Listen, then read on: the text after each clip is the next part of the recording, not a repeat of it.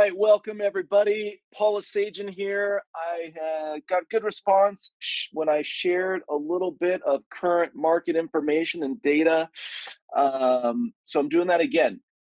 Quick 15-minute or so share on financial news as it's related to our real estate industry sector, and then with some specifics on the commercial real estate, but all tied into, of course, some shares on the Federal Reserve, the previous meeting last week, the future meeting coming up. So let's just jump right into it.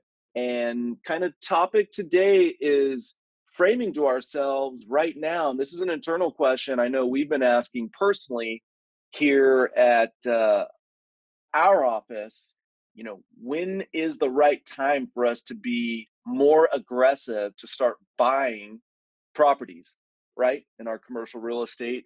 And our residential real estate business is not as sensitive to timing because your local market, your local neighborhoods. It's just buying something that you can improve. Commercial real estate has a few more macroeconomic components to pay attention to. So we've been asking ourselves, is now the right time to invest in commercial real estate? Let's look at the Fed data, the dates that have happened and meetings, and the dates that are coming up that we're focused on, and talk a little bit about the interpretation of those dates. Let's talk first. I've showed this, I believe, on some previous trainings and shares. The Federal Reserve has raised rates since February of 2022 for a total so far of 10 times. So we went from a near zero Federal Reserve interest rate, right? The federal funds target rate, in which the banks, overnight funds, borrow and exchange money using that rate. And we went from basically zero to where we're at today, which is a range 5% to 5.25%. As of the last meeting that just happened in May of 2023, the Fed raised rates a quarter of a basis point, or 0.25%. So that's what we've been all watching. That's what has been affecting transactions, the market, deal flow, pricing, lending, financing, capital markets, all that good stuff. That's what's happened. So let's talk a little bit here. The major takeaway from the major takeaway from the May Fed meeting that just occurred, when the Federal Reserve met and decided, are they going to, there's three choices when the Fed meets in their meetings. Do they raise rates? Do they pause or not change the rate, do a meeting and say we're not changing the rate? Or do they cut rates, right? There's three choices. The last meeting here in May 2023, the Fed went ahead and raised rates by a quarter point. However, this is the big takeaway, that if I had one thing to share with you in a short time period, and that's what this is all about, right? What you need to know in a short time period is this: the formal Fed meeting and the statement they released, they eliminated the phrase, okay? They eliminated the phrase on their formal statement that they released to the public and the media. They eliminated, and I quote, "The committee anticipates that some additional policy firming may be appropriate."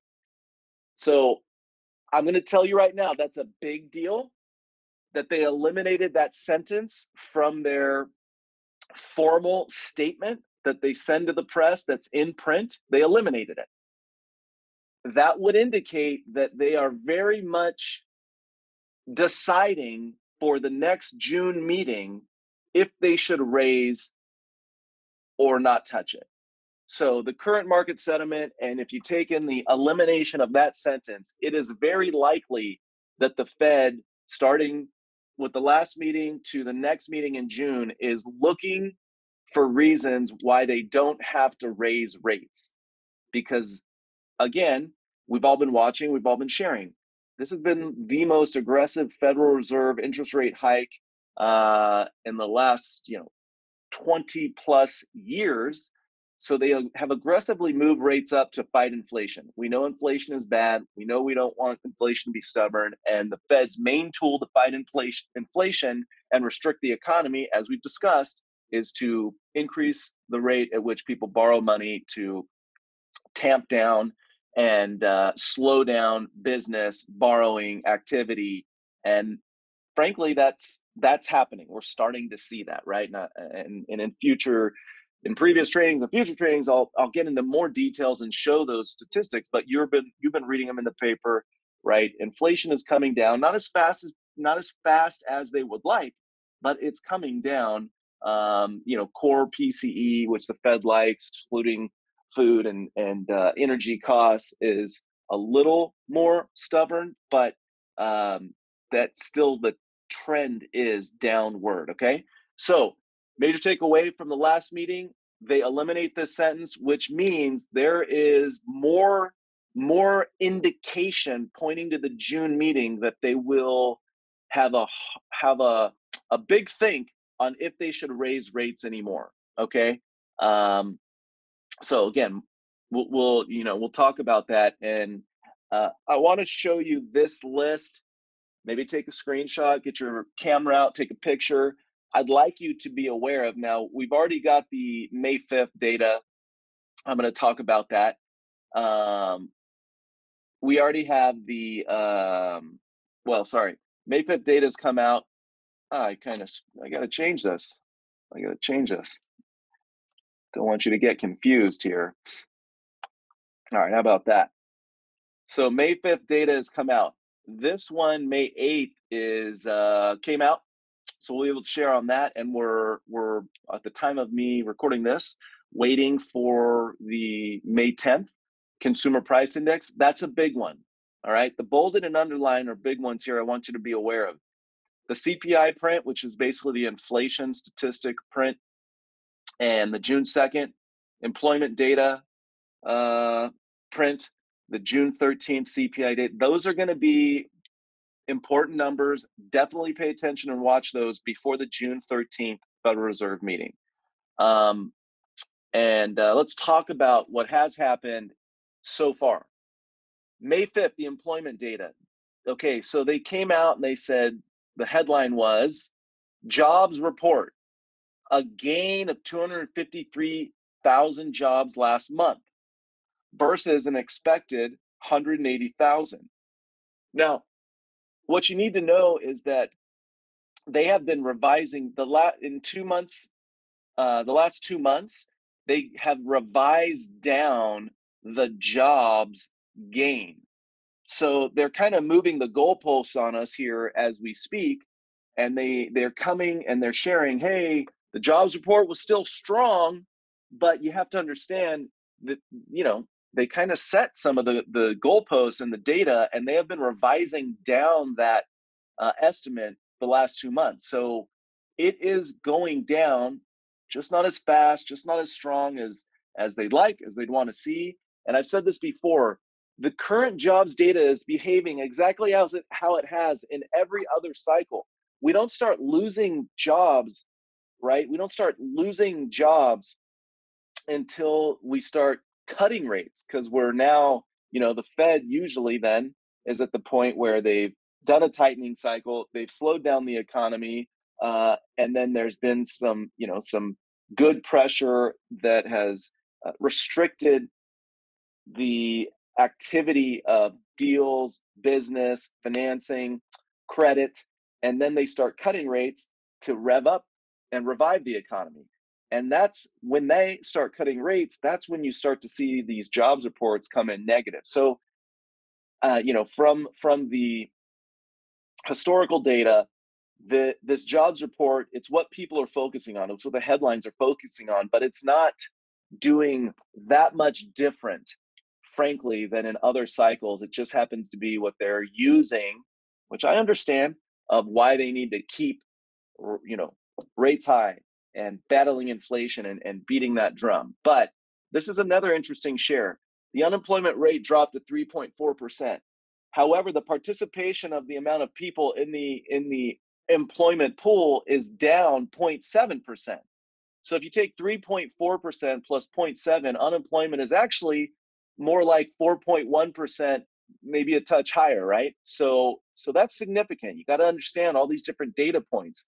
So takeaway on the for me to you on a straight line here is that the employment data, they quote had a gain of 250,000 jobs last month, but they've been lowering this number. It's going down. I, from my reading and research, continue to believe that this number will continue to shrink, as it takes time for these interest rate hikes to work through the plumbing of the economy. All right, and then secondly, I really think we're at an unemployment rate, when you put these statistics together, the amount of people pre-pandemic that pre-COVID that are out of the employment pool is closer more to 4+%. Okay. Now, this is very interesting. On May 8th, from the May meeting, which was a couple days before May 8th, the Fed, Jerome Powell, the chairman, said we're going to look at the Senior Loan Officer Opinion Survey, and we're going to learn from that if the credit and lending standards have been tightened, because if that has been the case, then that will take the place of us raising rates to battle inflation. So again, said another way, the Fed specifically pointed out, if the banks are tighter on their lending standards and tightening on their credit, meaning they're lending less money to less businesses and borrowers, then we, as the Fed, don't have to do as much work to battle inflation, meaning we don't have to use our main tool of raising rates. Well, in my opinion, now I'm going to talk firsthand.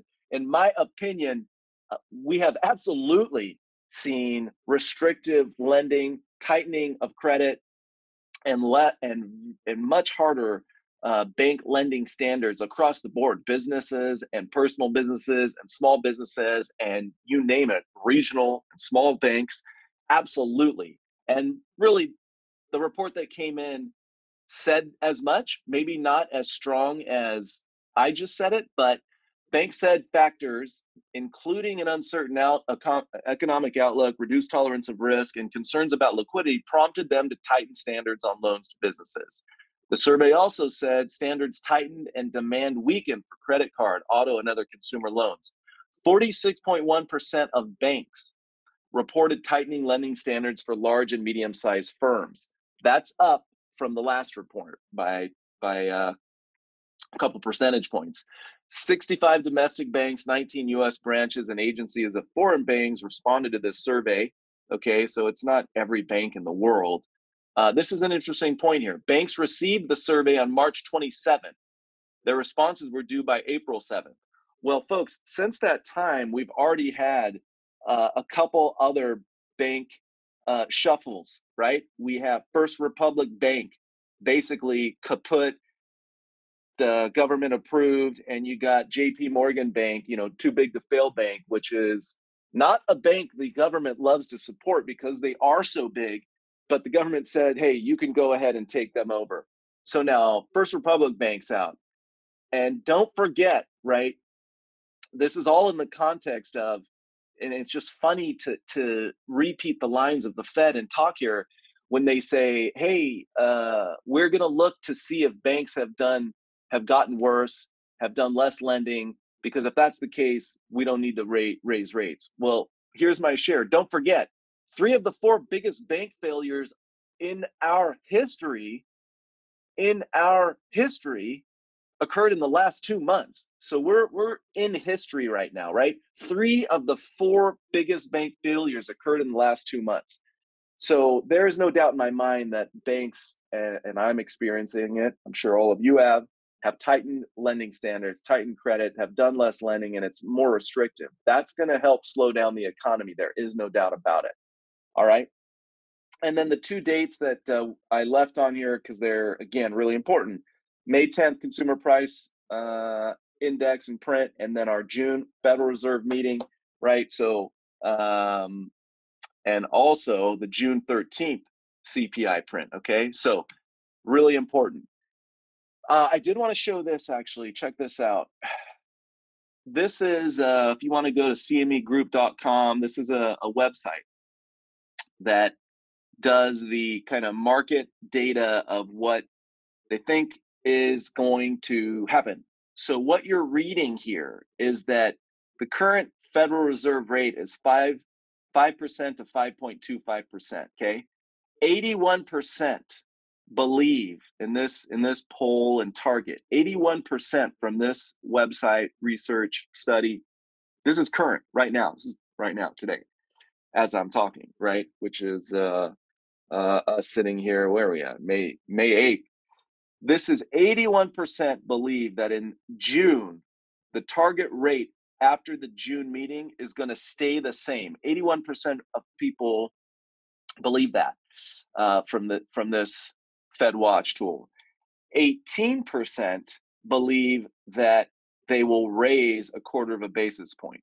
Okay, so currently the market sentiment is very high that they'll pause, very low that they'll continue to hike.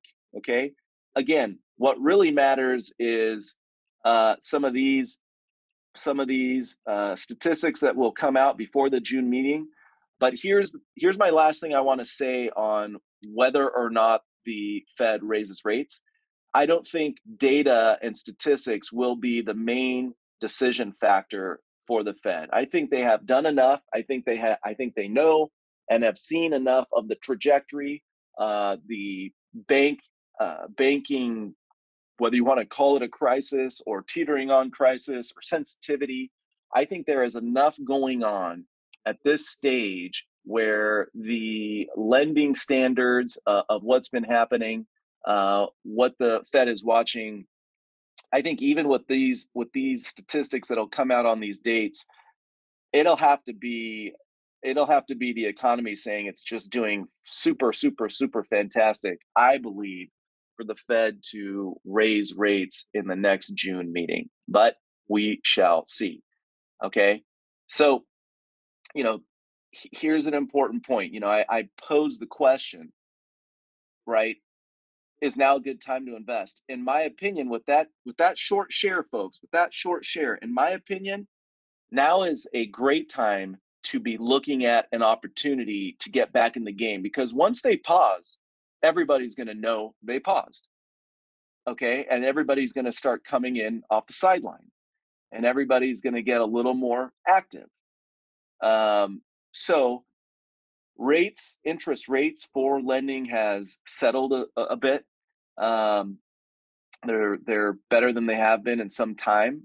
But I really firmly believe that on this question, is now the right time to invest, meaning to get back in the game, to start hunting, to start putting some work to play. I believe that there is this window of opportunity. And here's my point. I just kind of summarized it here. There's a window of opportunity right now where there are less people in the marketplace looking to transact because everybody's sitting on the sideline, right? The Fed is indicating the end of a tightening cycle. I mean, if you go back to this line right here, where am I at? Oh, here. I'm going to just go back and show you. If you go back to this point right here, the formal Fed statement that was eliminated is the committee anticipates that some additional policy firming may be appropriate. So that's how I can tell you as a pretty strong opinion that the Fed is indicating the end of this tightening cycle, whether it's June or the next meeting. The point is, now is the time to be a little more opportunistic, be a little more out there and aggressive, to start to look to allocate funds into commercial real estate, because pretty soon everybody's going to get back out there once they pause. And then, we already established once they pause, they're on the clock to when they cut.